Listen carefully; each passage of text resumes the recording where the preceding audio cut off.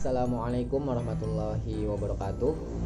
Pertama-tama mari kita bersyukur kepada Allah Subhanahu wa taala dengan mengucapkan alhamdulillahirabbil alamin dan bersalawat kepada Nabi Muhammad sallallahu alaihi wasallam dengan mengucapkan Allahumma sholli ala sayyidina Muhammad.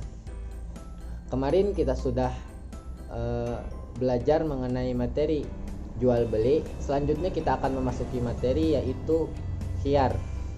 Adapun tujuan pembelajaran pada hari ini, yang pertama itu yang saya harapkan siswa dapat menjelaskan pengertian khiyar.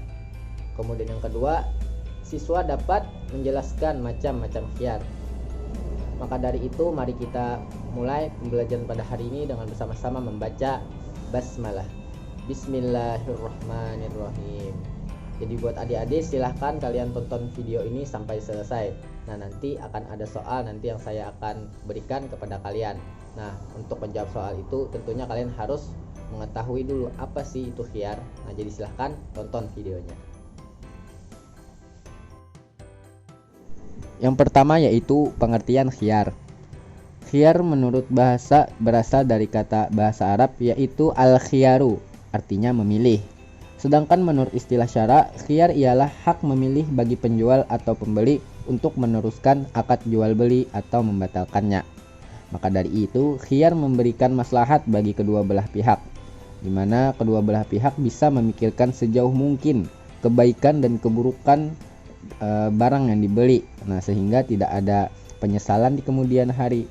Nah, biasanya penyesalan terjadi dalam jual beli itu akibat karena kekurang hati-hatian, tergesa-gesa, atau kekurang telitian.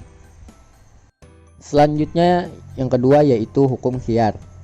Hukum khiyar dalam jual beli menurut Islam adalah mubah atau boleh, seperti yang terdapat dalam hadis Nabi Muhammad SAW, al-bai'ani bil khiyari malam yatafarraqo. Artinya orang-orang yang mengadakan jual beli diperbolehkan melakukan khiyar selama keduanya belum berpisah dari tempat akad. Hadis riwayat Bukhari dan Muslim. Kemudian ada dalil lagi yang memperbolehkan anta fi kulli sil'ati ibta'taha bil khiyari salasa layali. Artinya engkau berhak khiyar dalam tiap-tiap barang yang engkau beli selama 3 hari 3 malam. Selanjutnya yang ketiga yaitu macam-macam khiyar. Khiyar terbagi jadi 4 macam. Yang pertama yaitu khiyar majelis. Khiyar majelis ialah khiyar yang berlangsung selama penjual dan pembeli masih berada di tempat jual beli. Jika penjual dan pembeli sudah berpisah, maka hak khiyar sudah tidak berlaku lagi. Penjual sudah tidak bisa membatalkan transaksi jual beli sebagaimana pembeli tidak dapat meminta kembali uangnya walaupun sudah mengembalikan barang. Contohnya, Ibu Nia membeli baju untuk Nia, yaitu membelikan baju batik, dan sudah melakukan transaksi jual beli tetapi masih berada di tempat toko baju tersebut. Kemudian Nia menelpon, lalu berkata kepada ibunya untuk tidak membelikan baju batik tetapi baju kemeja. Nah, maka dari itu Ibu Nia bisa melakukan khiyar untuk membatalkan jual beli karena yang diinginkan Nia itu adalah baju kemeja, bukan baju batik. Selanjutnya yaitu khiyar syarat. Khiyar syarat adalah hak penjual atau pembeli atau keduanya untuk melanjutkan atau membatalkan transaksi jual beli dalam waktu masa tenggang yang sudah disepakati oleh kedua belah pihak. Nah, contohnya misalnya saya beli rumah ini dengan harga sekian, tapi beri saya waktu 3 hari untuk berpikir. Jika saya merasa cocok, maka saya akan meneruskan jual beli. Tetapi jika saya tidak merasa cocok, maka saya akan membatalkan jual beli dan meminta uang saya kembali. Nah, jadi dalam waktu 3 hari itulah yang disebut dengan masa tenggang dan sudah disepakati kedua belah pihak. Dalam waktu inilah bisa dilakukan khiyar. Tetapi jika waktu ini sudah lewat, maka sudah tidak bisa lagi untuk melaksanakan khiyar dan transaksi jual belinya tidak bisa dibatalkan. Kemudian yang ketiga yaitu khiyar aibi atau cacat. Khiyar ini maksudnya adalah bahwa pembeli mempunyai hak pilih untuk membatalkan akad jual beli atau meneruskannya karena terdapat cacat pada barang yang dibelinya. Cacat barang tersebut dapat mengurangi manfaat barang yang dibeli.